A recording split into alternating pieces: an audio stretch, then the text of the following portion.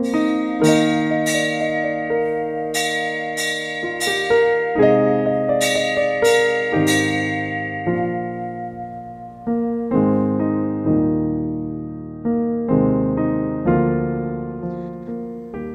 Bapak, Ibu, serta saudara-saudara jemaat sekalian yang beribadah di pagi hari, selamat pagi. Dan kepada Bapak, Ibu, serta jemaat yang dikasihi Tuhan yang beribadah di malam hari, selamat malam dan salam sejahtera bagi kita semua. Majelis Jemaat Gereja POK Sorowako mengucapkan selamat hari Minggu dan selamat beribadah. Kiranya ibadah kita saat ini membawa berkat bagi hidup beriman kita. Bagi Bapak, Ibu, dan saudara-saudari yang baru pertama kali mengikuti ibadah dalam persekutuan Jemaat Gereja POK Sorowako, kami mengucapkan selamat bergabung dalam ibadah online.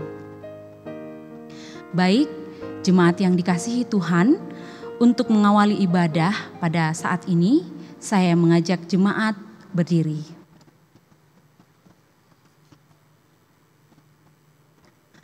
Bersorak-soraklah bagi Tuhan, hai seluruh bumi. Beribadahlah kepada Tuhan dengan sukacita.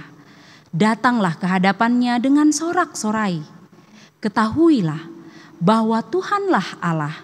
Dialah yang menjadikan kita dan punya dialah kita, umatnya dan kawanan domba gembalaannya. Masuklah melalui pintu gerbangnya dengan nyanyian syukur, ke dalam pelatarannya dengan puji-pujian. Bersyukurlah kepadanya dan pujilah namanya. Sebab Tuhan itu baik, kasih setianya untuk selama-lamanya, dan kesetiaannya turun-temurun. Mari jemaat Tuhan, kita bersama-sama memuliakan Tuhan kita dengan menyanyi dari nyanyian rohani 5 ayat 1.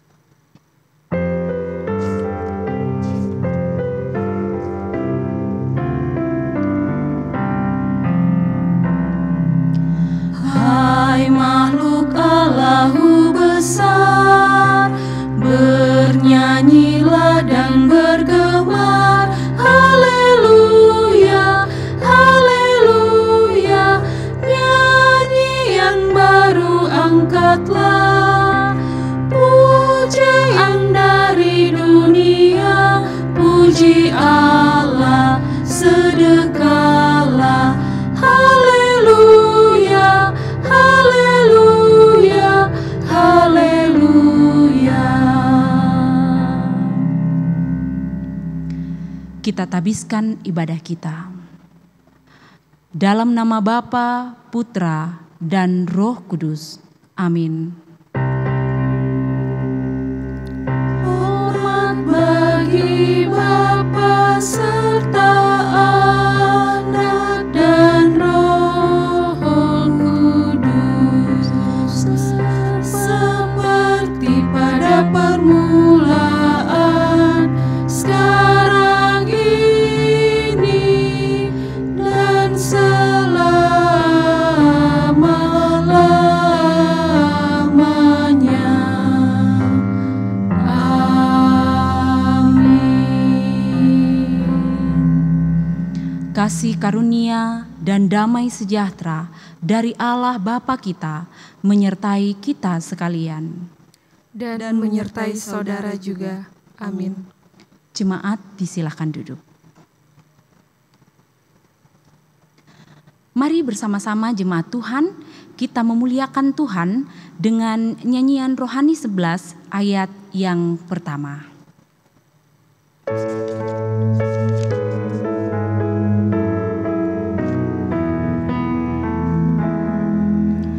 Kami puji Engkau, Tuhan yang empunya kuasa, dibesarkan nama-Mu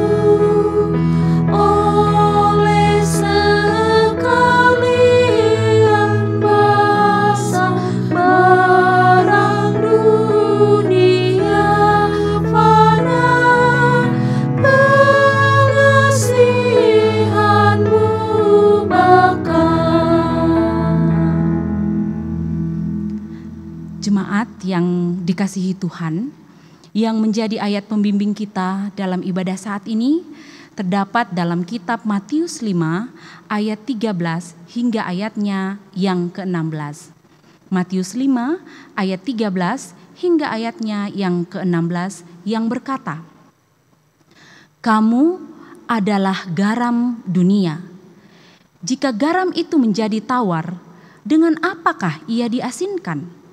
Tidak ada lagi gunanya selain dibuang dan diinjak orang. Kamu adalah terang dunia. Kota yang terletak di atas gunung tidak mungkin tersembunyi. Lagi pula, orang tidak menyalakan pelita lalu meletakkannya di bawah gantang, melainkan di atas kaki dian, sehingga menerangi semua orang di dalam rumah itu. Demikianlah hendaknya terangmu bercahaya di depan orang, supaya mereka melihat perbuatanmu yang baik dan memuliakan Bapamu yang di sorga." Demikianlah firman Tuhan, terpujilah Dia. Amin. Mari jemaat Tuhan, kita bersama-sama merespon nas pembimbing dengan menyanyikan nyanyian dari Mazmur 1 ayat yang pertama.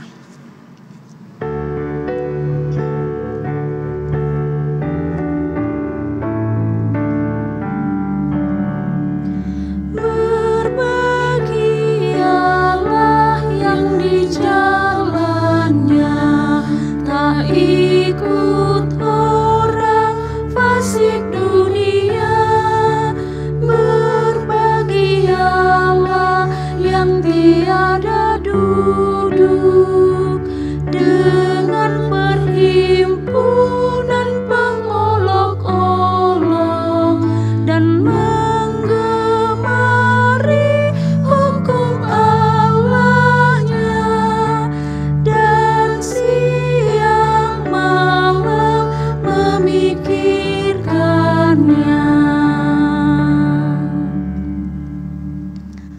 Jemaat yang dikasihi Tuhan, dalam kehidupan kita satu minggu ini, sadar atau tidak sadar, kita mungkin saja melakukan kesalahan, mungkin saja mendukakan hati Tuhan dengan segala dosa dan pelanggaran kita. Karena itu, saya mengajak kita berdoa, mengakui dosa-dosa kita. Marilah kita merendahkan diri di hadapan Tuhan dan mengakui segala dosa-dosa kita kepadanya. Kita berdoa.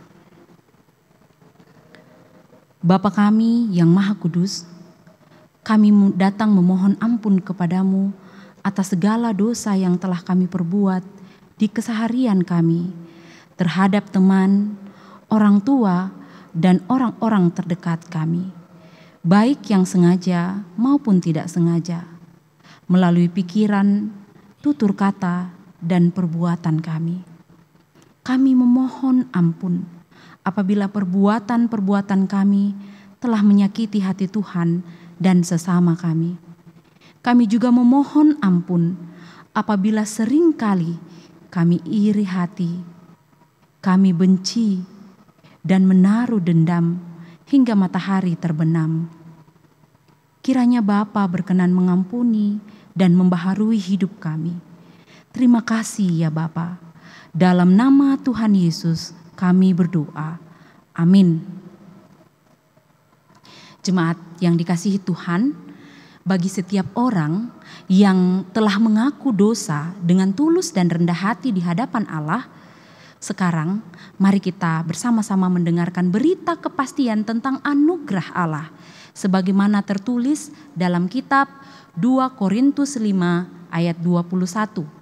2 Korintus 5 ayat 21 yang berkata, "Dia yang tidak mengenal dosa telah dibuatnya menjadi dosa karena kita, supaya dalam Dia kita dibenarkan oleh Allah."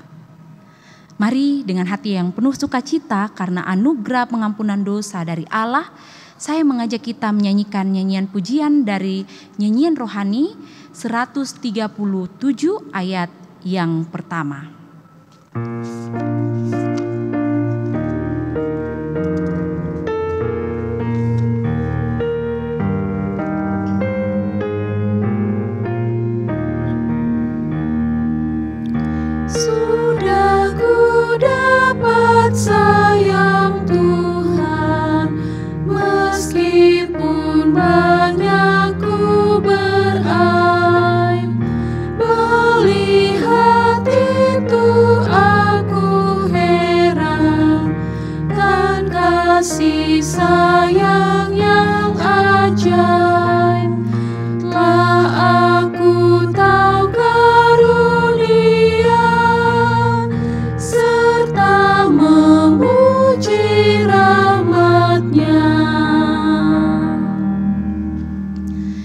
setelah kita bersama-sama menerima anugerah pengampunan dosa, Tuhan memanggil kita untuk mengalami pembaharuan hidup.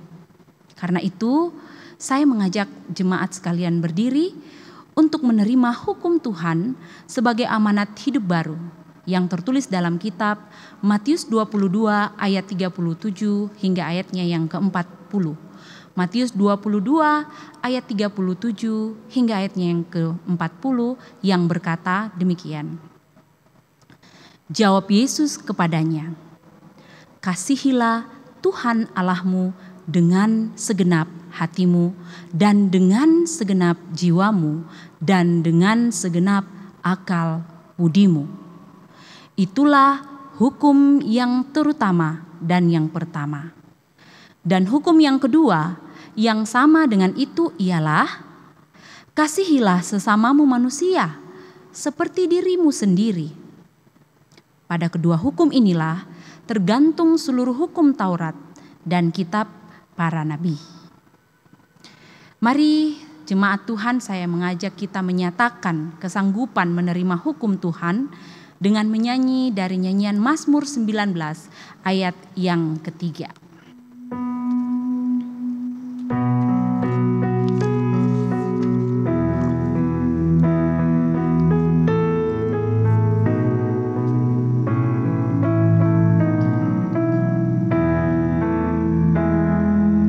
Sempurna hukum-Mu, olehnya jiwaku bersuka dan segar. Kesaksian kekal beri orang yang bebal, berakal baik benar. Perintah yang sungguh dan teguh, beri hati dihirangkan, dan sabdanya jernih, beri hatiku bersih, dan mata diterangkan. Jemaat disilahkan duduk. Kita akan bersama-sama membaca dan merenungkan firman Tuhan. Untuk pembacaan dan pemberitaan firman Tuhan, saya mengajak jemaat sekalian untuk berdoa. Mari kita berdoa.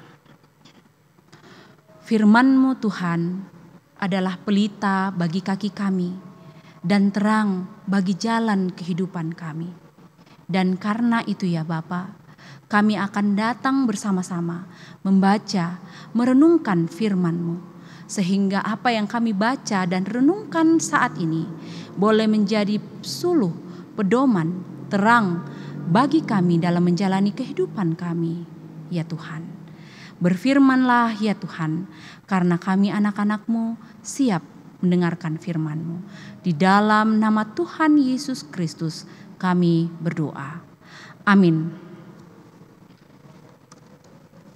Pembacaan Alkitab pada saat ini atau bagian Alkitab yang menjadi dasar pemberitaan firman Tuhan pada saat ini terdapat dalam kitab Perjanjian Baru, yaitu di Yohanes 1 ayat 43 hingga 51. Sekali lagi saya ulang, Yohanes 1 ayat 43 hingga ayatnya yang ke-51.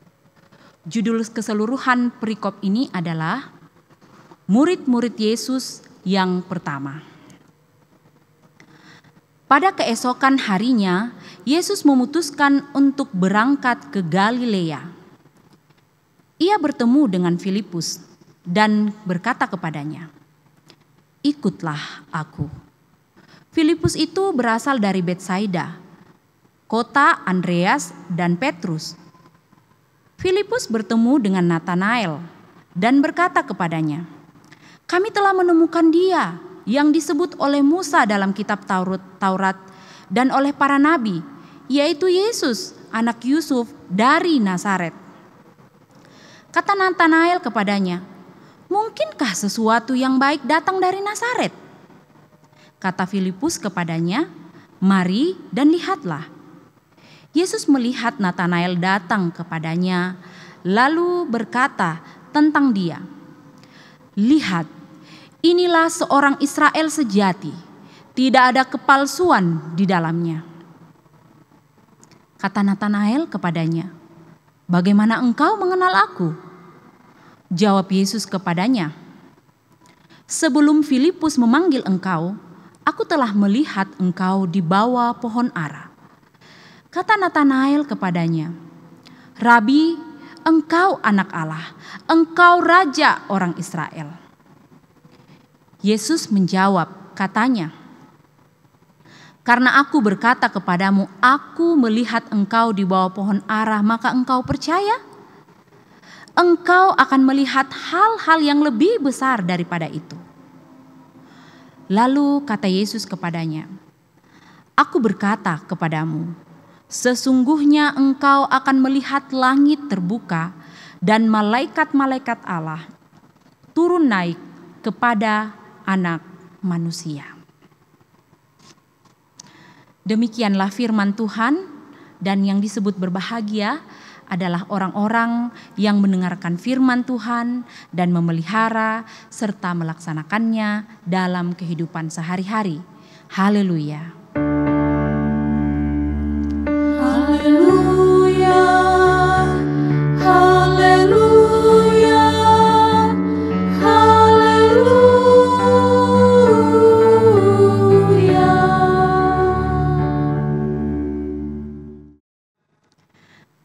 Salam sejahtera bagi kita sekalian. Jemaat yang dikasihi Tuhan yang ada di rumah, saya berharap kita tetap semangat dan kita selalu berada dalam keadaan yang sehat. Amin. Mengawali perenungan kita pada saat ini, saya mau mengungkapkan sebuah ungkapan yang tentu terkenal, yang mungkin sangat familiar bagi kita sekalian. Ini dalam bahasa Toraja ini. Seperti ini bunyinya. Don't judge a book by its cover. Don't judge a book by its cover. Oh, bukan bahasa Toraja itu ya? Iya, itu adalah bahasa Inggris. Sebuah ungkapan yang mungkin sering sekali kita dengar. Artinya itu adalah jangan menilai sebuah buku dari sampulnya. Bukunya, sampulnya mungkin keren, mungkin bagus, tapi isinya belum tentu bagus. Kita tidak boleh menilai hanya dari sampulnya saja. Iya. Ungkapan ini mungkin tepat untuk menggambarkan bahwa terkadang manusia itu hanya melihat tampilan fisik saja. Atau tampilan luar saja, tidak melihat ke kedalamannya, ke kedalaman sesuatu. Kalau itu mengenai seseorang, ke kedalaman pribadi seseorang itu. Mengapa demikian? Why? Kenapa? Kita tidak boleh menilai buku dari sampulnya saja, karena if you judge a book by its cover, you may miss out on an amazing story. Jika kamu menilai sebuah buku dari sampul, kamu mungkin akan kehilangan sebuah kisah luar biasa di dalamnya. Kita lihat bukunya, kayaknya enggak bagus ini, karena tampilan sampulnya jelek. Tapi ketika kita melihat sampul yang keren, pasti bagus ini saya beli. Sampai di rumah kita baca ternyata nggak ada isinya. Mungkin saja buku yang kelihatan sampulnya itu jelek, ternyata isinya luar biasa. Tidak sedikit beberapa buku itu bisa mengubah kehidupan seseorang. Bisa membuat seseorang tergerak untuk menjadi pribadi yang lebih baik. Demikianlah dengan kabar sukacita atau Injil atau berita sukacita yang disampaikan oleh Yesus. berita sukacita atau penggenapan dari nubuatan yang telah disampaikan oleh nabi-nabi di zaman Perjanjian Lama. Nathanael, salah satu tokoh calon murid Yesus yang disebutkan dalam perikop pembacaan kita ini, nyaris saja kehilangan amazing story, nyaris saja kehilangan kesempatan untuk melihat karya Allah yang begitu luar biasa, untuk menjadi saksi, untuk menjadi alat yang dipakai Allah untuk melakukan hal-hal yang luar biasa, untuk menyampaikan berita sukacita, untuk menjadi berkat bagi banyak orang. Nyaris saja. Jemaat yang dikasihi Tuhan, dalam perikop pembacaan kita ini merupakan lanjutan dari kisah atau narasi proses pemilihan murid Tuhan Yesus. Jadi kalau kita baca dari ayat 35 sampai 42, itu adalah proses pemilihan murid Tuhan Yesus yang pertama dan kedua. Yang sudah dipilih adalah dua bersaudara, yaitu Andreas dan Petrus atau Simon Petrus. Setelah mereka dipilih oleh Allah, oleh Yesus, keesokan harinya adalah bagian pembacaan kita saat ini. Yesus kemudian memanggil Filipus. Dia berkata, ikutlah aku, di ayat yang ke-43. Ya, ikutlah aku. Kepada Filipus yang asal kotanya itu dari Betsaida, sama dengan kotanya Andreas dan Petrus. Betsaida, kota di mana Tuhan Yesus melakukan banyak sekali mujizat, tapi sangat disayangkan, banyak orang di sana yang tidak mau bertobat. Jemaat yang dikasihi Tuhan, bagaimana ketika Filipus dipilih oleh Allah, ketika Filipus mendengarkan Yesus berkata, ikutlah aku, dia sangat bersukacita, dia sangat senang. Karena senangnya, berita kesenangan itu, berita sukacita itu, ia sampaikan juga kepada temannya Nathanael. Jadi Nathanael ini kalau menurut penelitian yang lebih dalam terhadap firman Tuhan, terhadap Alkitab, disamakan dengan Bartolomeus. Ya, jadi dia itu adalah temannya Filipus. Jadi ketika ia mendengar kabar sukacita bahwa yang dikatakan nabi-nabi, kitab Musa itu sudah datang, yaitu Yesus, anak Yusuf dari Nazaret, itu benar-benar sudah ada. Dia sampaikan berita itu dengan sukacita pada temannya, sahabatnya. Dia langsung menjadi saksi Kristus. Dia menyampaikan berita sukacita itu kepada sahabatnya. Tapi sangat disayangkan respon dari Nathanael. Mungkinkah sesuatu yang baik datang dari Nazaret? Kira-kira kenapa? Nathanael berkata demikian. Yang dia tolak bukan Yesusnya. Yang dia tolak adalah latar belakangnya. Yang ditolak adalah covernya. Ibarat seandainya dia buku seperti yang saya kemukakan di awal, dia hanya melihat sampulnya. Nazaret itu, Bapak Ibu, adalah kota yang kecil di Galilea. Kalau Sorowako ini kota kecil juga ya. Kita bisa keliling-keliling Sorowako itu cuman beberapa jam sudah selesai. Kalau Nazaret, dia itu panjangnya hanya 2.700 meter dan lebarnya itu 200 meter. Jadi dia memanjang ke belakang ataukah mungkin ke samping, tetapi lebarnya hanya 200 meter. Jadi kecil saja kota Nazaret itu. Makanya Nathanael berpikir, masa sih kota kecil begitu ada sesuatu yang luar biasa, boleh lahir, boleh hadir. Ini Mesias loh, ini Mesias, Raja orang Israel. Masa sih lahirnya atau datangnya dari Nazaret, kota yang kecil? Gak mungkin mungkin bisa kita gambarkan seperti itu ya, dalam pemikiran Nathanael yang berkecamuk. Tapi Filipus tidak menyerah. Dia tidak berhenti sampai di situ. Tidak ketika ia ditolak dengan logika, ia ditolak dengan pemikiran seperti itu, dia lalu, iya ya, mungkin saya kenapa ya? Iya ya, enggak mungkin. Dia tidak ragu. Tetapi yang ia lakukan adalah, dia membawa Natanael kepada Yesus untuk berjumpa dengan Yesus. Dan disitulah, pada saat itulah kesempatan yang luar biasa bagi Natanael untuk berubah. Ketika ia benar-benar berjumpa dengan Yesus, pada saat itu ia tahu bahwa ternyata Tuhan Yesus ini luar biasa. Dia maha tahu. Ini kita bisa lihat dalam pembacaan kita di ayat 47 sampai 49. Jadi di situ menceritakan ternyata Natanael tidak sadar bahwa dia ini dikenal oleh Yesus. Sampai dia berkata, apakah engkau mengenal aku ya Yesus? Apakah kamu kenal saya? Yesus berkata, iya. Sebelum kamu dipanggil oleh Filipus, saya sudah tahu, saya sudah lihat kamu di bawah pohon ara. Begitu.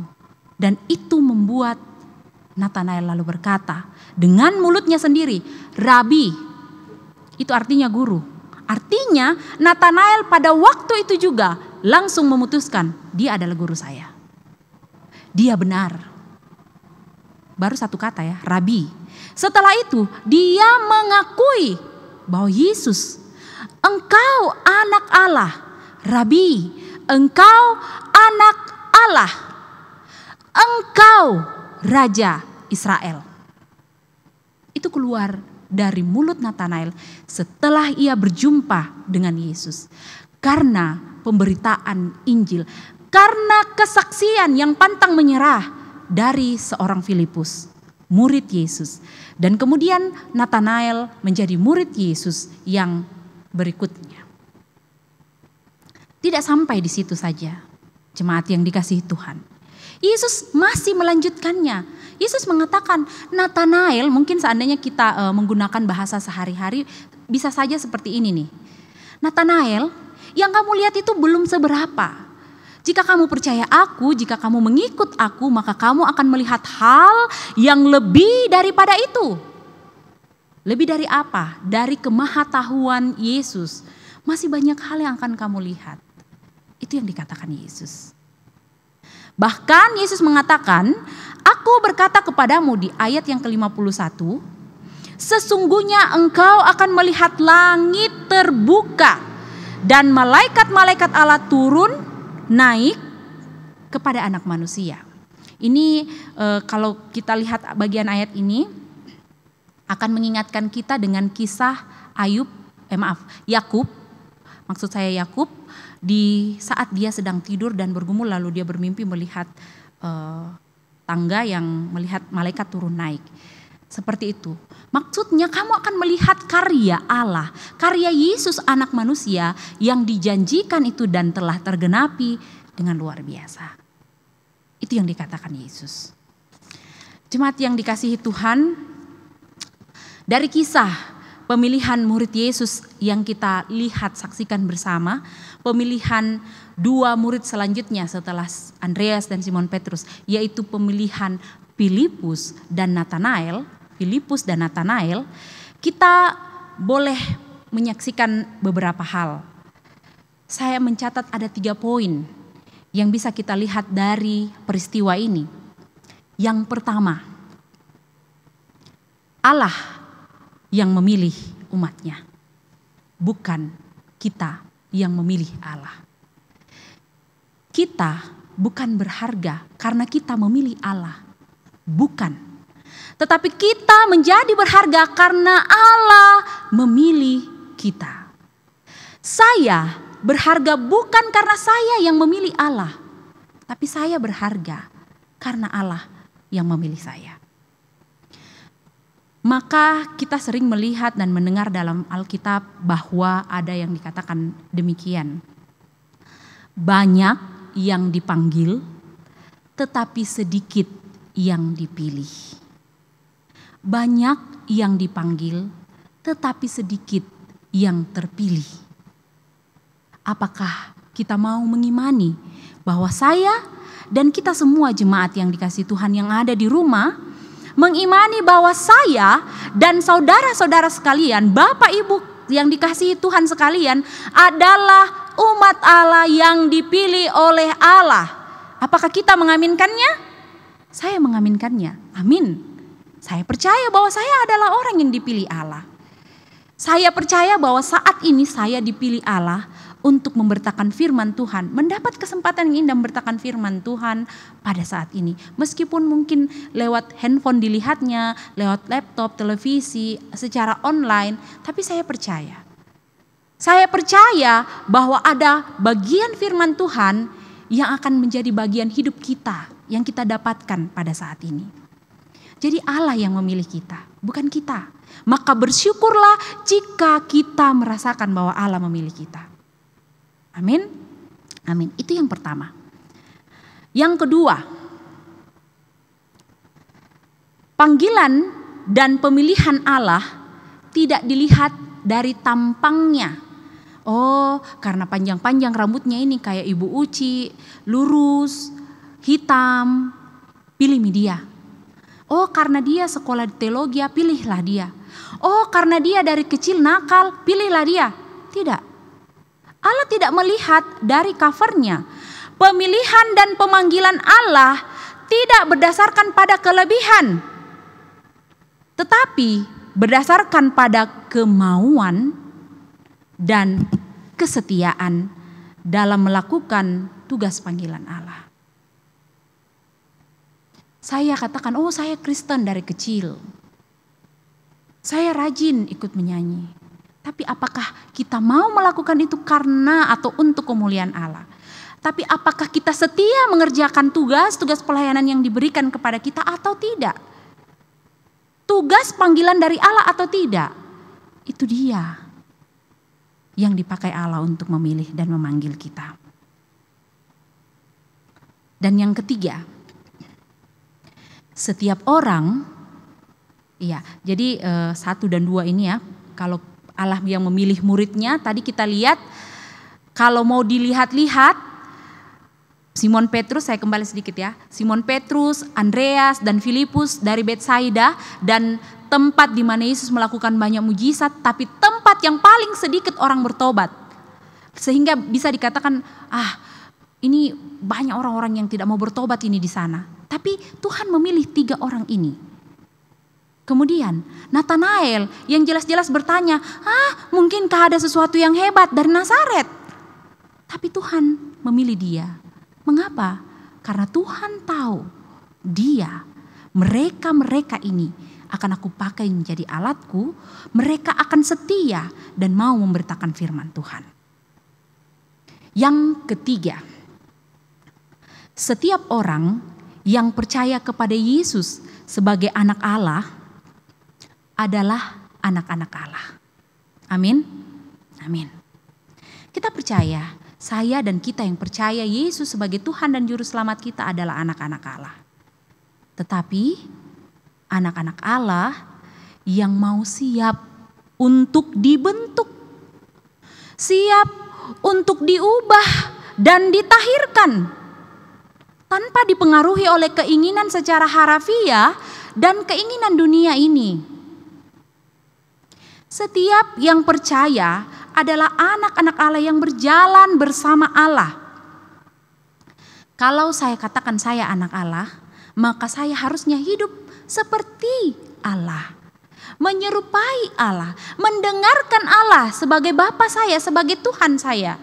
Kalau saya berkata saya Kristen, saya pengikut Kristus, saya anak Allah, tetapi mulut saya atau kata-kata saya, pikiran saya, sikap hidup saya belum menunjukkan sikap hidup Allah, maka perlu dipertanyakan, apakah kita benar-benar adalah anak Allah? Karena sedianya orang yang disebut anak-anak Allah harusnya hidup seperti anak Allah. Orang yang adalah anak-anak raja harusnya hidup seperti anak raja. Kita berjalan dengan Allah dan kita menjadi gereja, bukan gedung ya. Kalau sekarang banyak sekali gedung-gedung gereja itu kosong di hari Minggu. Salah satunya di tempat kita sudah mulai ya. Sedikit yang datang bergereja. Yang penting itu bukan gedungnya.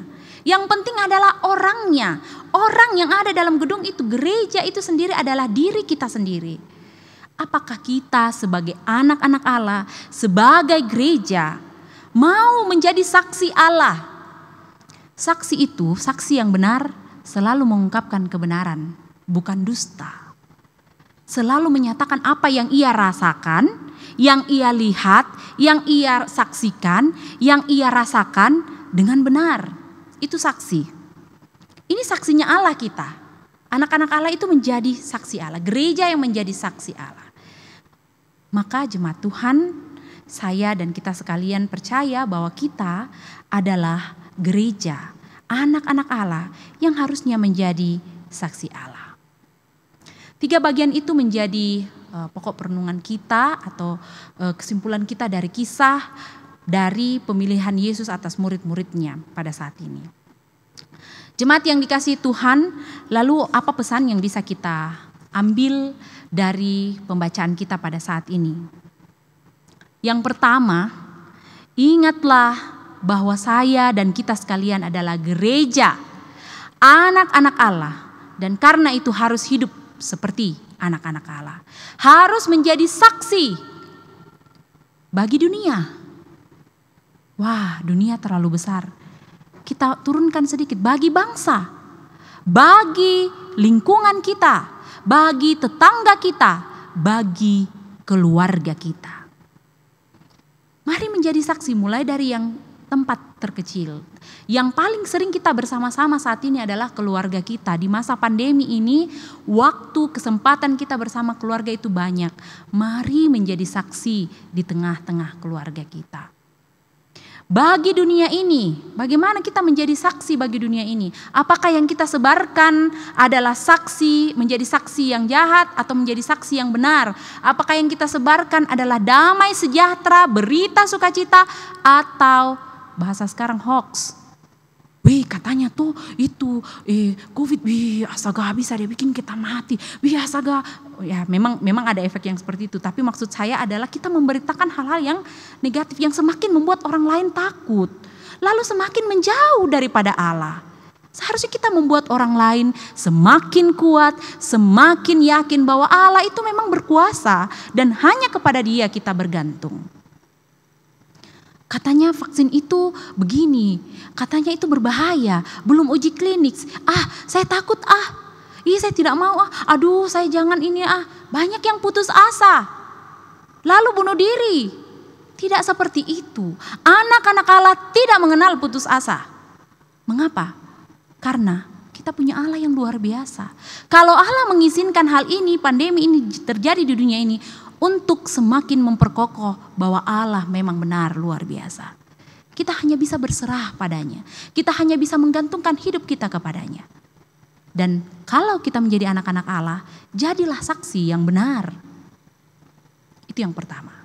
Yang kedua, bagaimana respon kita terhadap firman Tuhan? Kita mau menjadi saksi nih. Kalau kita menjadi saksi pasti kita dengar dulu, kita rasakan dulu. Lalu baru kita bagikan ke orang lain. Nah, bagaimana respon kita? Kalau kita lihat dalam pembacaan kita saat ini ada 2 respon. Respon Filipus dan respon Nathanael. Kalau Filipus, begitu Yesus berkata ikutlah aku, dia langsung ikut. Tanpa syarat. Tanpa melihat bolak-balik covernya. Langsung ikut. Dia segera ikut kepada Yesus. Karena dia bisa merasakan bahwa benar dia Yesus. Dia Allah. Yang kedua, Filipus langsung memberitakan kabar sukacita itu. Ketika sampai kepada dia berita sukacita itu, dia langsung memberitakan pada sahabatnya, orang terdekatnya. Pernahkah kita memberitakan kedamaian, sukacita bagi orang sekitar kita? Atau kita membuat orang semakin takut untuk hidup di dunia ini, untuk mengandalkan Kristus dalam kehidupan yang tidak pasti ini? Filipus merespon dengan berbagi sukacita ini. Dan yang ketiga, Filipus tidak mudah menyerah. Dengan segala logika-logika yang ditawarkan Nathanael, dia tidak mudah menyerah. Dia bilang, oke, mari bawa sini kita melihat, ketemu sama Yesus. Dia datang antar si Filipus untuk berjumpa, si Nathanael untuk berjumpa dengan Yesus.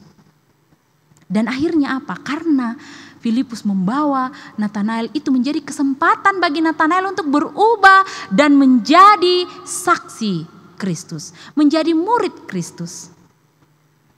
Luar biasa.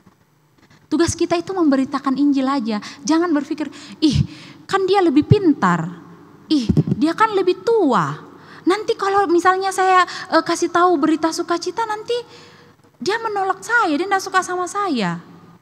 Ya, kita tidak mengajarkan sesuatu yang kalian harus masuk Kristen atau apa, tidak. Kita membagikan sukacita, berita-berita, kebenaran-kebenaran yang ada di dalam Alkitab. Bagaimana kita hidup dalam sikap kita, perkataan kita, dan perbuatan kita. Itu respon Filipus. Mari kita juga seperti itu. Mengikut Kristus, memberitakan kabar sukacita itu yang kita terima, dan tidak mudah menyerah. Ini tidak mudah menyerah sangat kontekstual dengan kondisi kita saat ini. Jangan menyerah, karena kita punya Allah yang luar biasa. Lalu yang kedua adalah respon Nathanael atau Bartolomeus. Dia merespon dengan logikanya. Ini sangat mewakili kita manusia. Masa sih Nazaret kan kota kecil, apakah mungkin ada yang bagus dari situ? Itu sangat mewakili kita. Itu respon dari Nathanael. Yang kedua, tetapi Nathanael segera berbalik. Ketika dia berjumpa dengan Yesus. Ketika dia sudah berjumpa dengan Yesus, mengenal Yesus, dia langsung berbalik. Dan berkata, Rabi, dia mengakui Yesus sebagai gurunya. Engkau anak Allah, engkau raja orang Israel. Apakah kita sudah berjumpa dengan Kristus? Bagaimana kita mengakui dia, memuliakan dia dengan mulut kita, pikiran kita, dan perbuatan kita. Bagaimana kita mengutamakan Kristus dalam kehidupan kita, menjadi saksi di tengah dunia. Bagaimana kita menjadi gereja di tengah dunia ini. Apakah kita sudah menjadi saksi di sekitar kita? Dengan kondisi pandemi COVID-19 seperti sekarang ini, yang kalau kita lihat pemberitaan bahwa semakin parah, apakah itu menciutkan iman kita, percaya kita kepada Kristus, membuat kita takut untuk hidup? Bukankah Alkitab sudah mensaksikan kepada kita bahwa dunia akan mengalami seperti ini? Akan mengalami banyak penderitaan. Tetapi kita punya Tuhan yang luar biasa. Yakinlah pada Kristus, setialah kepada Kristus, dan berbuahlah kepada Kristus. Jadilah gereja yang bersaksi bagi dunia dengan cara selalu berjalan bersama Kristus. Kiranya Roh Kudus menolong kita mengerti firman Tuhan pada saat ini. Amin. Jemaat yang dikasihi Tuhan, sebagai jawaban kita atas pemberitaan firman Tuhan yang telah kita dengarkan, mari kita bersama-sama menyanyi dari Mazmur 119 ayat yang pertama.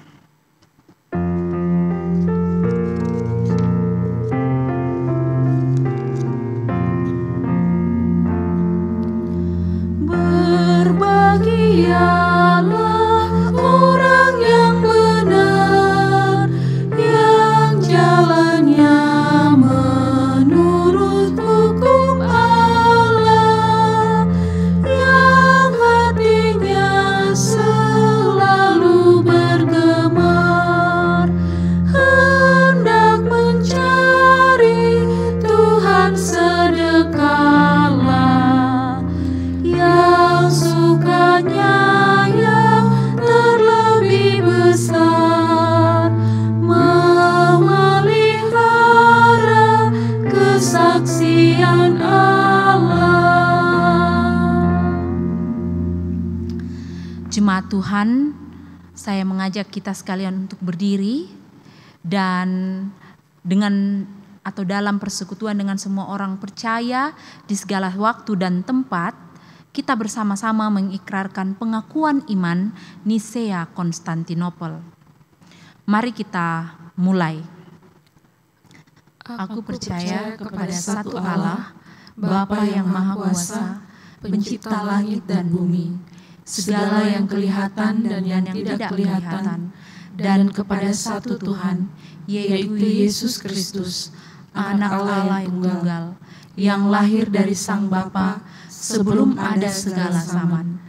Allah dari Allah, terang dari terang, Allah yang sejati dari Allah yang sejati, diperanakan, bukan dibuat, sehakikat dengan Sang Bapa, yang dengan perantaraannya segala sesuatu dibuat, yang telah turun dari sorga untuk kita manusia dan untuk keselamatan kita, dan menjadi daging oleh Roh Kudus dari anak darah Maria, dan menjadi manusia yang disalibkan bagi kita, di bawah pemerintahan Pontius Pilatus, menderita dan dikuburkan, yang bangkit pada hari ketiga, sesuai dengan isi kitab-kitab, dan naik ke sorga, yang duduk di sebelah kanan Sang Bapa, dan akan datang kembali dengan kemuliaan, untuk menghakimi orang yang hidup dan yang mati, yang kerajaannya tak akan berakhir.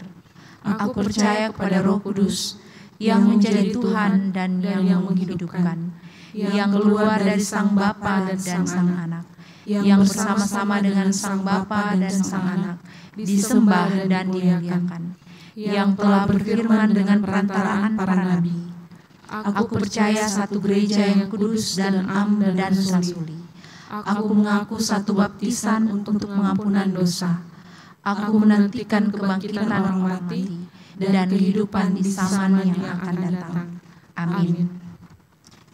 Jemaat disilahkan duduk. Jemaat yang dikasihi Tuhan, saat ini kita diberi kesempatan untuk mengambil bagian dalam pekerjaan Tuhan melalui persembahan syukur kita kepada Allah. Untuk itu, kita akan dibimbing oleh firman Tuhan yang terdapat dalam kitab 1 Tawarik 29 ayat 17. 1 Tawarik 29 ayat 17 yang berkata, Aku tahu ya Allahku, bahwa Engkau adalah penguji hati dan berkenan kepada keikhlasan. Maka aku pun mempersembahkan semuanya itu dengan sukarela dan tulus ikhlas. Dan sekarang umat-Mu yang hadir di sini telah kulihat memberikan persembahan sukarela kepadamu dengan sukacita. Kotak khusus minggu ini akan digunakan untuk mendukung kas operasional. Mari kita memberikan persembahan, mengumpulkan persembahan dan memuji Tuhan dengan nyanyian rohani 129 ayat 1.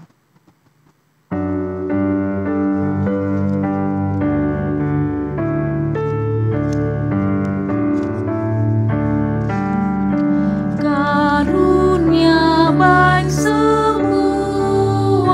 dan segenap hidupku, pemberian Tuhan jua dan berkat tangan-Mu, setiamu ya Bapa menjagai langkahku, tak tersebut berapa besar anugerah-Mu.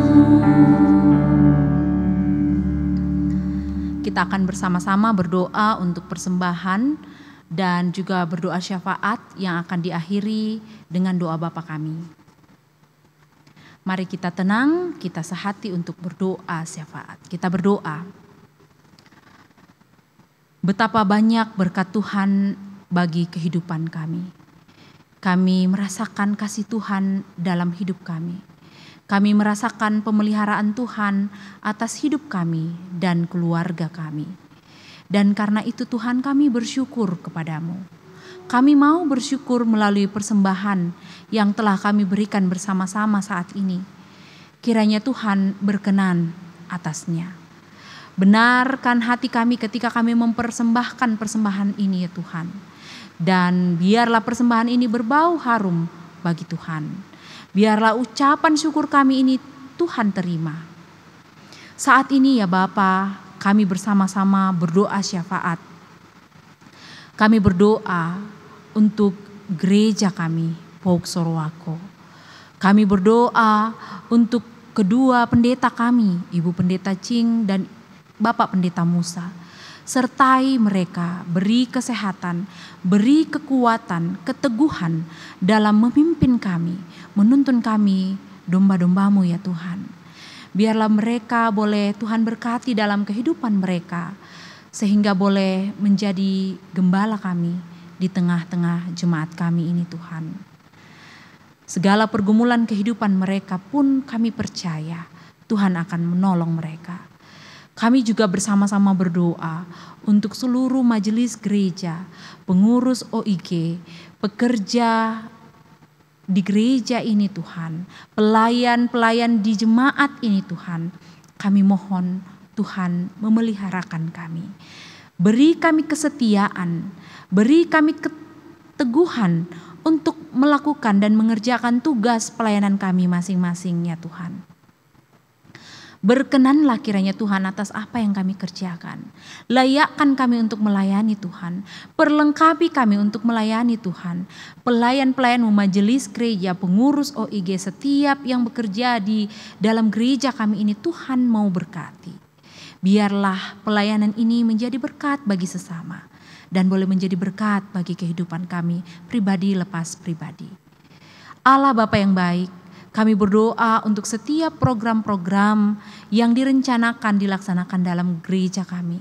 Setiap ibadah minggu yang direncanakan dilaksanakan, ibadah online, setiap apapun yang dilakukan Tuhan, biarlah boleh memberi pertumbuhan iman bagi kami. Kami bersyukur bersama-sama saudara-saudara kami, jemaat Tuhan yang berulang tahun di minggu ini. Tambahkan sukacita mereka. Kami berdoa, mendoakan jemaat Tuhan yang sakit. Angkat sakit penyakit mereka di dalam nama Tuhan Yesus Kristus. Penyakit ringan, sedang ataupun berat Tuhan. Kami serahkan semua ke dalam tangan pengasihan-Mu. Sebab kami tahu, sebab kami sadar Tuhan. Engkaulah Allah yang luar biasa tabib, yang sanggup mengangkat setiap sakit penyakit kami. Kami juga berdoa untuk setiap jemaat Tuhan yang berduka cita. Baik berduka cita karena ditinggalkan oleh orang yang ia kasihi, atau duka cita karena alasan apapun Tuhan. Biarlah hal itu tidak membuat kami jauh daripada Tuhan, tetapi semakin dekat kepada Tuhan. Kami berdoa untuk kota kami Sorowako, lindungilah ya Tuhan, peliharakanlah ya Bapa. Kami berdoa untuk pergumulan kami atas pandemi COVID-19. Biarlah itu semua Tuhan menjadikan kami semakin dekat kepada Tuhan. Kami berdoa untuk proses vaksinasi yang akan dilaksanakan dan sudah dimulai dari Presiden kami Tuhan. Biarlah Tuhan memberkati itu sehingga menjadi obat, menjadi kekuatan bagi kami untuk menangani pandemi COVID-19 ini ya Bapa. Kami berserah sepenuhnya kepada Tuhan. Kami berdoa untuk segala konsekuensi akibat dari yang kami terima dari pandemi ini. Kuatkan kami Tuhan, baik secara psikologis maupun dari segi ekonomi atau apapun itu Tuhan. Biarkanlah kami tetap setia, kami tetap teguh di dalam Tuhan dan muncul menjadi saksi Tuhan, berjalan bersama Kristus dalam kehidupan kami. Ya Allah Bapa kami yang bertahta dalam kerajaan sorga, kami menyerahkan bangsa ini ke dalam tangan-Mu. Biarlah Tuhan memberkatinya. Ya Tuhan kami pun juga tidak lepas dari pergumulan kami pribadi lepas pribadi. Saat ini kami mau datang membawanya di hadapan Tuhan secara pribadi.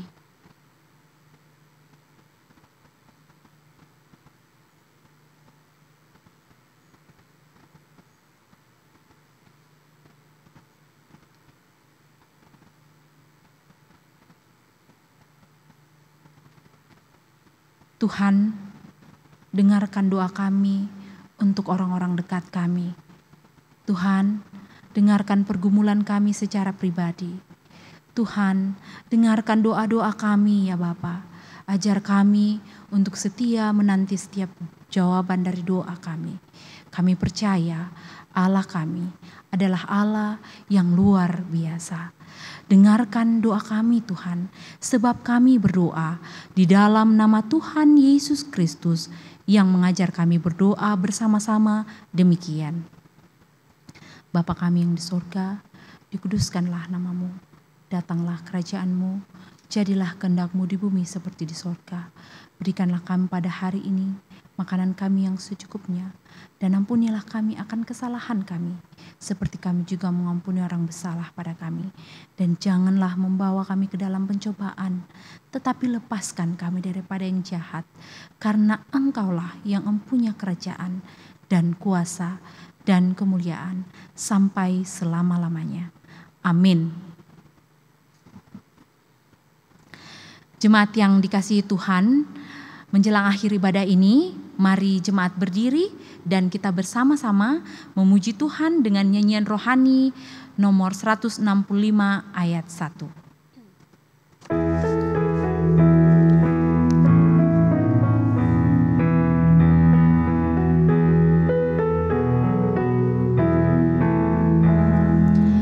Yesus memesan dalam malam gelap, hendak kita jadi lilin yang gelap.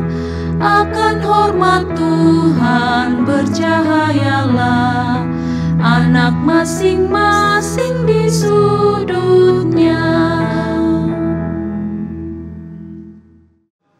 Mari jemaat Tuhan, kembalilah dengan damai sejahtera. Jadikanlah firman Tuhan yang engkau dengar sebagai suluh dan pedoman dalam hidup kita, sebab bukan setiap orang yang berseru Tuhan, Tuhan yang akan masuk ke dalam kerajaan sorga, melainkan mereka yang melakukan kehendak-Nya. Pergilah dengan damai sejahtera dan mari kita mohon berkat Tuhan. Kasih karunia dan damai sejahtera dari Allah Bapa kita dan dari Tuhan Yesus Kristus serta pimpinan Roh Kudus menyertai kita sekalian. Amin. Amin. Amin.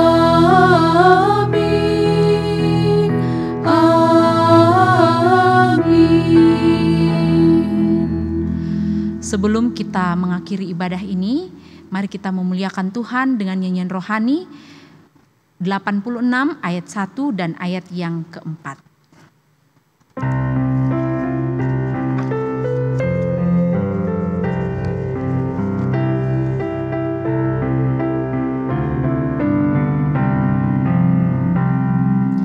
Tahanlah dan berjuang terus dalam perjuangan kudus.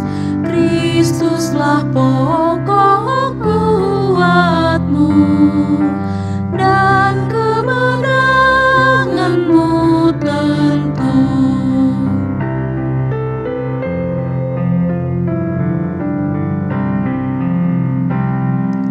Jangan khawatir, Ialah membimbing dengan tangan-Nya. Kristus pemimpin yang teguh, tenagamu dan hidupmu.